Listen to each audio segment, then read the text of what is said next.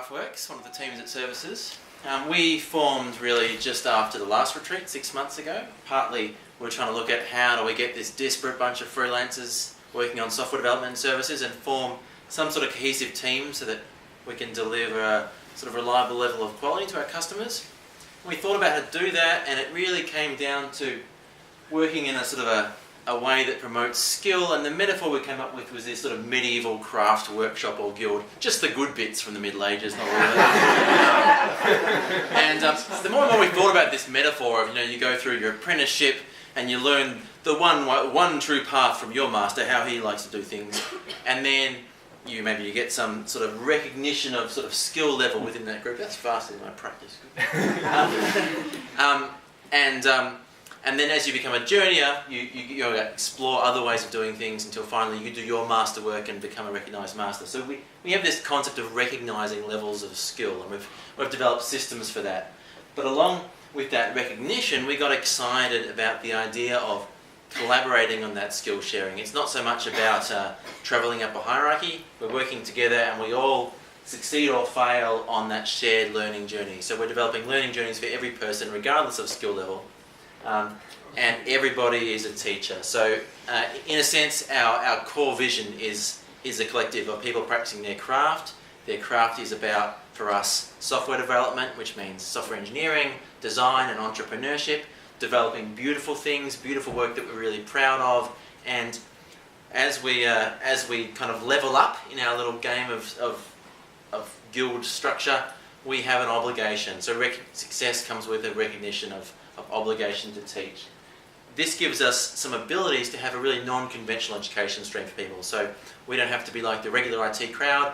We can have a much more diverse background because we're not expecting people to come through a standard university pathway. We can essentially take on apprentices from scratch. And that's working quite well for us. So if you imagine our hypothetical medieval apprentice, in Craftworks, the experience really can look quite different to what might have looked in the Middle Ages. We're not imposing any sort of power hierarchy. We make decisions by consensus. So we're going for skills hierarchy without power hierarchy, which is a sort of unusual combination. But we do need to create boundaries and commitment in order to make that happen. So we've only recently been developing this commitment. We've only recently figured out what those boundaries look like. And there's a core emerging. The core of people who are all in, which we're calling craft workers, and these are the people who have full consensus rights in Craftworks, the same way that many other groups here do it. And this means something quite special. And it's key to us that this provides them with sort of basic human needs, both their bread, their fulfillment, their satisfaction, their ability to support a family and a mortgage, which Josh will talk about more in a second. So, bread, artisan bread. So this package, we're going to create some boundaries. We're going to have a way of flowing through those boundaries, and I think creating those divisions will be what makes it work. Why are you doing this, Josh? Cool. So I've been thinking a lot about where I can best serve in the collective. It's starting to get to a scale where what I have been doing isn't what I should keep doing. It's too hard to keep touching everything. It's too hard to keep up with all my existing commitments. So what I'm really looking at is where to go next, and the decision for me is to go to Craftworks. So basically, I'm jumping all in, and can I drink? Oh, let's go. That's the sort of reasons why I'm here. The mission is still the same. Standing in front of it. Right. Here we go. So for me, it was about getting better. It was working with people closely, and it was about maximising impact. So it's sort of similar line stuff, but this is how I see the best way I can do that right now. The idea's been around for a while, but it's been the last 2 months where we've really started to work hard on it. We're closing early sales, and we've got 3 or 4 quite large and quite interesting projects going along. We've taken over the server management in Enspiral Services, which has been an ongoing bugbear, and we're fixing that. And we're learning a lot about teaching people from the beginning. And it's interesting to try and help people who've never programmed to get up and learn well. And this is where the work with Rowan lines up as well. I think that as a collective, we've hit a lot of the things we set out to do. We really did attract a lot of people with shared values and help them build amazing stuff. I think we've significantly failed at one key part, which was about helping people have enough money to do the work that matters. The idea of financial strength we haven't been able to achieve yet. So for me, work going into Craftworks now is an opportunity to think about how do we change our team and our structures so that we start delivering on this. A big part of this is about building the team for families. How can we give people reliable sources of income? How can we also, so that's the idea, building for families, a few things around that. Balancing the risk.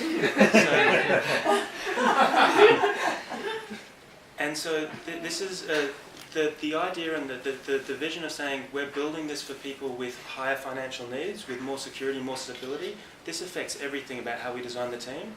It affects how quickly people can come on. It affects how the sort of people who can come on and the skill levels they can come in. It also affects the amount of cash we keep in reserves and things like that. We don't want to go down the path of creating salaries and a power dynamic. We really like the philosophy of personal responsibility which we have with contractors, but we want to do that in a quite responsible and conservative way.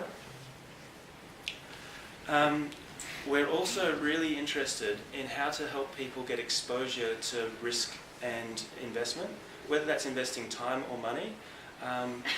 The key idea here is, and a diagram would explain it better, but Craftworks Holdings and Craftworks itself is building up revenue streams, whether that's equity in a business, whether that's a product share, or whether that's a product we've built.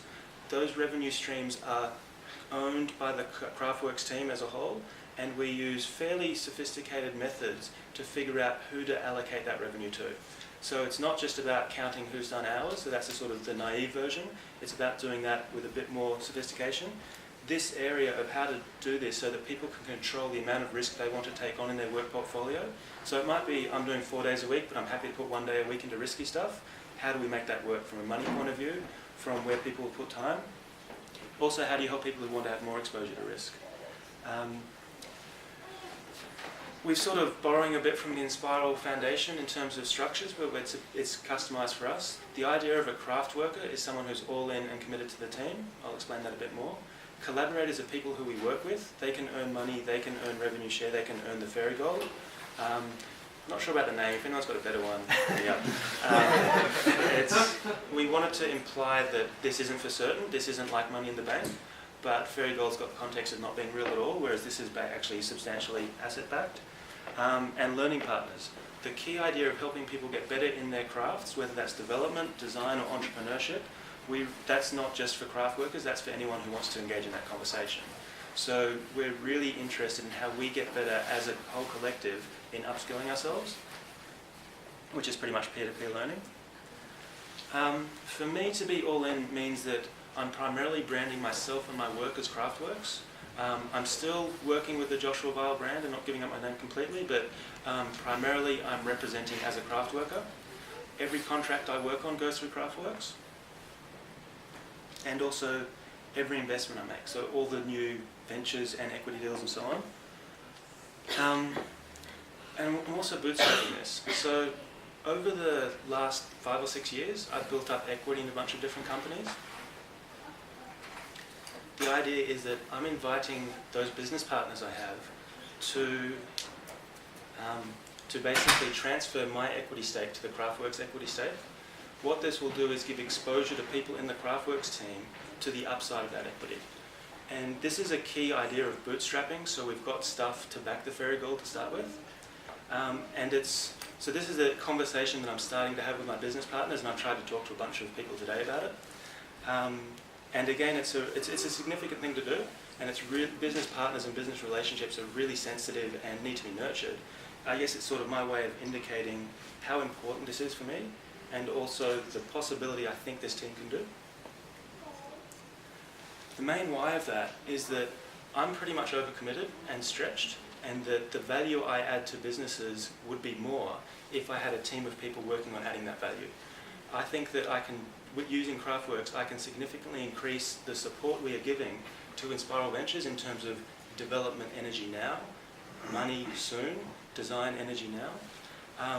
It's also about helping to bootstrap the Craftworks process and really get this sort of more secure, more financial team going. So sort of, I guess this is a bit of a personal update from me too.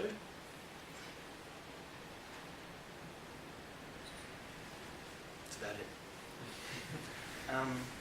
I would like to finish with a point that it's been an absolute honour, and it still is, really.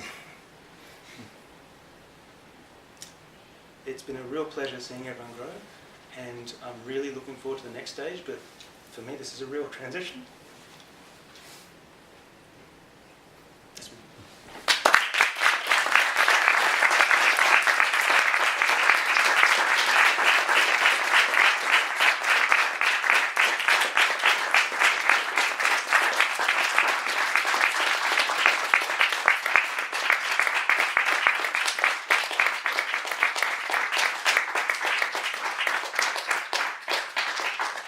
I'm going to be cheeky and add one thing to that. Everyone knows about our programming system and